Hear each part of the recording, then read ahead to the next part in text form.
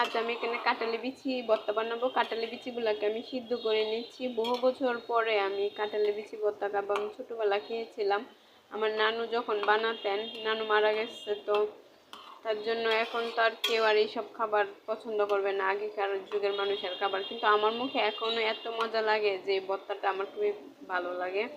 তার জন্য বানাবো আজ। এটা সিদ্ধ দিয়ে কিন্তু আমি পাটার মধ্যে বেটে নিব ভর্তাটাকে। আমি যে ভর্তাটা বানাবো এটার মধ্যে আমি বেশি কোনো উপকরণ দিই নাই। শুকনো মরিচ, পেঁয়াজ কুচি করে দিয়েছি।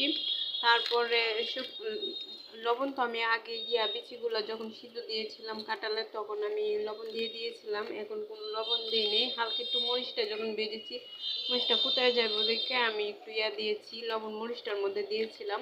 আর না তো পেঁয়াজটার মধ্যে মরিচ উঠবে না।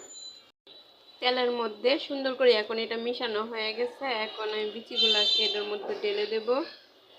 এখন আমি এটাকে সুন্দর করে মিশিয়ে নেব, যেন সবটা মরিচ মশলা সবটা যেন মিশে। ফাইনালি আমার ভর্তাটা আমি তৈরি করে ফেলেছি। আমার ভর্তাটা তৈরি হয়ে গেছে। যদি আমার চ্যানেলটা আপনাদের কাছে ভালো লাগে তাহলে একটা লাইক করেন, একটা সাবস্ক্রাইব করেন। সবাই আমার পাশে থাকেন। সবাই ভালো থাকবেন, সুস্থ থাকবেন। সবাইকে আসসালামু আলাইকুম।